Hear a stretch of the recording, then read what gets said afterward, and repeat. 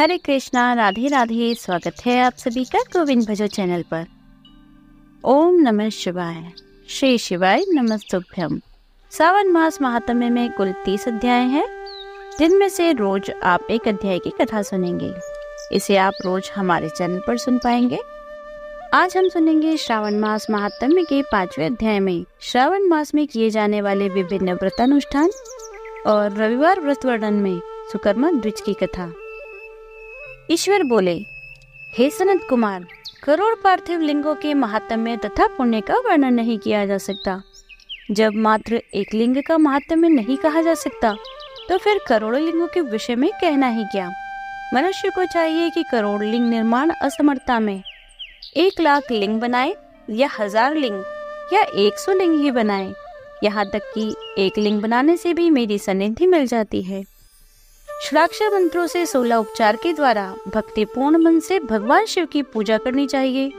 गृह यज्ञ के साथ उद्यापन करना चाहिए। उसके बाद होम करना चाहिए और ब्राह्मणों को भोजन कराना चाहिए। हे सनत कुमार, इस अनुष्ठान को करने वाले की अकाल मृत्यु नहीं होगी।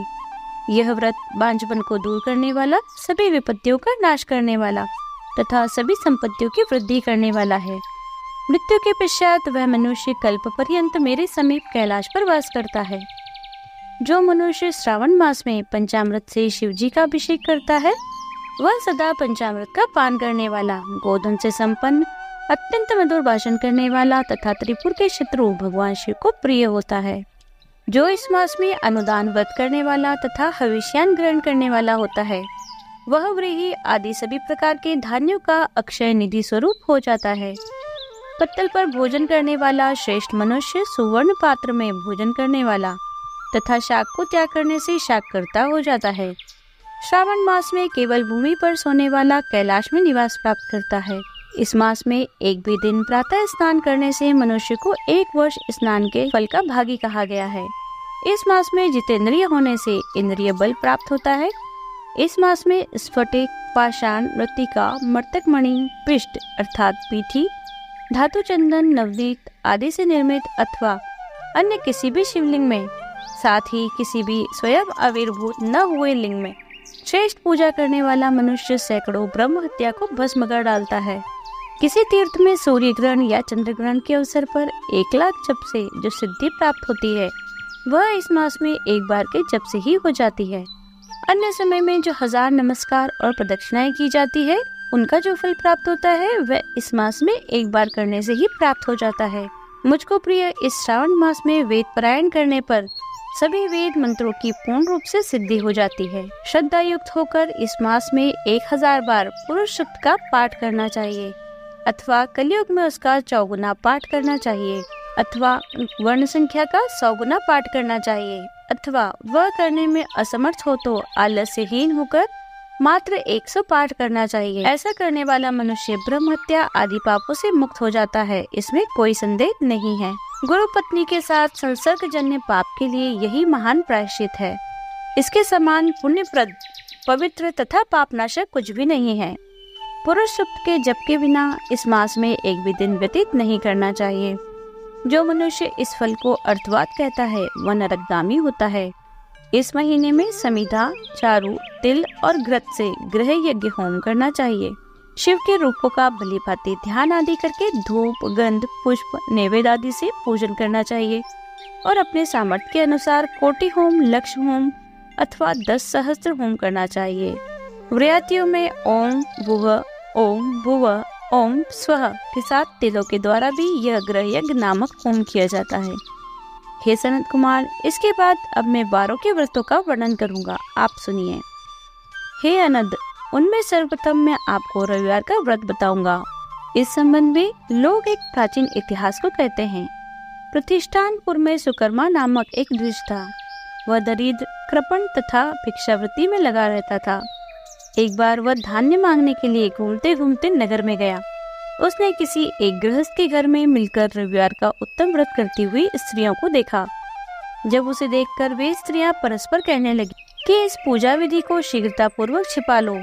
इस पर वह विप्र उन स्त्रियों से बोला, हे श्रेष्ठ स्त्रियों, आप लोग इस व्रत को क्यों छिपा रही हैं? समान चित्त वाले सज्जनों के लिए परमार्थ ही स्वार्थ है। मैं दरिद्र तथा दुखी हूँ। इस श्रेष्ठ व्रत को सुनकर मैं भी इसे करूँगा, अतः आप लोग इस व्रत का विधान व फल अवश्य बताएं। स्त्रियां बोली, हे द्विज, इस व्रत के करने में आप उन्माद तथा प्रमाद करेंगे अथवा भूल जाएंगे अथवा इसके प्रति अभक्ति या अनास्था रखने लगेंगे, अतः आपको ये व्रत कैसे बताऊं। उनकी यह बात सुनकर उनमें एक जो प्रौढ़ा स्त्री थी वह उस ब्राह्मण से व्रत तथा व्रत की विधि बताने लगी। हे ब्राह्मण, श्रावण मास के शुक्ल पक्ष के प्रथम रविवार को मौन होकर उठ करके शीतल जल से स्नान करें। उसके बाद अपना नित्य कर्म संपन्न करके पान के एक शुभ दल पर रक्त चंदन से सूर्य के समान पूर्ण गोलाकार 12 परदियों वाला सुंदर मंडल बनाएं। उस मंडल में रक्त चंदन से संज्ञा सहित सूर्य का पूजन करें। उसके बाद घुटनों के पल भूमि पर झुककर 12 मंडलों पर अलग अलग रक्त चंदन तथा जपा कुसुम से मिश्रित अर्घ्य श्रद्धा भक्ति पूर्वक सूर्य को विधिवत प्रदान करें और लाल अक्षत, जपा कुसुम तथा अन्य उपचारों से पूजन करें। उसके बाद मिश्री से युक्त नरिकेल के बीज का नैवेद्य अर्पित करें। आदित्य मंत्रों से सूर्य की स्तुति करें और श्रेष्ठ 12 मंत्रों से 12 नमस्कार तथा प्रदक्षिणाएं करें। उसके बाद 6 तंतुओं से बनाए गए सूत्र में 6 ग्रंथियां बनाकर देवेश सूर्य को अर्पण करके उसे अपने गले में बांधें और पुनः 12 फलों से युक्त वायन ब्राह्मण को प्रदान करें। इस व्रत की विधि को किसी के सामने नहीं सुनाना चाहिए। हे विप्र, इस विधि से व्रत किए जाने पर धनहीन व्यक्ति धन प्राप्त करता है, पुत्रहीन व्यक्ति पुत्र प्राप्त करता है, कौड़ी कौड़ से मुक्त हो जाता है, बंधन में पड़ा व्यक्ति बंधन से छूट जाता है, रोगी व्यक्ति रोग मुक्त हो जाता है। हे विप्रेंद्र, अधिक कहने से क्या प्रयोजन। साधक जिस जिस अभिष्ट की कामना करता है वह इस व्रत के प्रभाव से उसे मिल जाता है। इस प्रकार श्रावण के 4 रविवारों और कभी कभी 5 रविवारों में इस व्रत को करना चाहिए। व्रत की संपूर्णता के लिए उद्यापन करना चाहिए। हे विपेंद्र, आप भी इस प्रकार करें, इससे आपकी भी सभी मनोकामनाओं की सिद्धि हो जाएगी। उसके बाद उन पतिव्रताओं को नमस्कार करके वह ब्राह्मण अपने घर आ गया। उसने जैसा सुना था उसी विधि से उस संपूर्ण व्रत को किया और अपनी दोनों पुत्रियों को भी वह विधि सुनाई। उस व्रत को सुनने मात्र से शिवजी के दर्शन से तथा उनके पूजन के प्रभाव से वे कन्याएं देवांगनाओं के सदस्य हो गई। उसी समय से उस ब्राह्मण के घर में लक्ष्मी ने प्रवेश किया और वह अनेक उपायों तथा निमित्तों से धनवान हो गया। किसी दिन उस नगर के राजा ने ब्राह्मण के घर से होकर राजमार्ग से जाते समय खिड़की में खड़ी उन दोनों सुंदर तथा अनुपम में कन्याओं को देख लिया। तीनों लोकों में कमल, चंद्रमा आदि जो भी वस्तुएं हैं उन्हें वे दोनों कन्याएं अपने शरीर के अवयवों से तिरस्कृत कर रही थी। उन्हें देखकर राजा मोहित हो गए और क्षण भर के लिए वहीं खड़े हो गए। ब्राह्मण को शीघ्र बुलाकर उन्होंने दोनों कन्याओं को मांग लिया। तब उस ब्राह्मण ने भी हर्षित होकर दोनों कन्याएं राजा को प्रदान कर दी।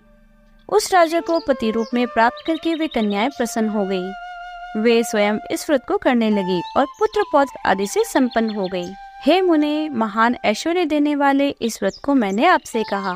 हे विधि नंदन, जिस व्रत के श्रवण मात्र से मनुष्य सभी मनोरथों को प्राप्त कर लेता है, उसके अनुष्ठान करने के फल का वर्णन कैसे किया जाए। यहाँ पर श्रावण मास महात्म्य का 5वां अध्याय समाप्त होता है। यदि आपको वीडियो अच्छी लगी हो तो लाइक कीजिए, शेयर कीजिए, अपने विचार हमें कमेंट कीजिए। यदि आप चैनल पर नए हैं तो चैनल को सब्सक्राइब कर लीजिए, बेल आइकन को प्रेस कर दीजिए जिससे आने वाले नए वीडियोस की नोटिफिकेशन आपको तुरंत मिल जाए। यदि आपने पिछले अध्यायों का श्रवण नहीं किया है तो आप चैनल पर जाकर उन्हें भी सुन सकते हैं। मिलते हैं अगले वीडियो में, तब तक बने रहिए गोविंद भजो चैनल पर। हरे कृष्णा, राधे राधे।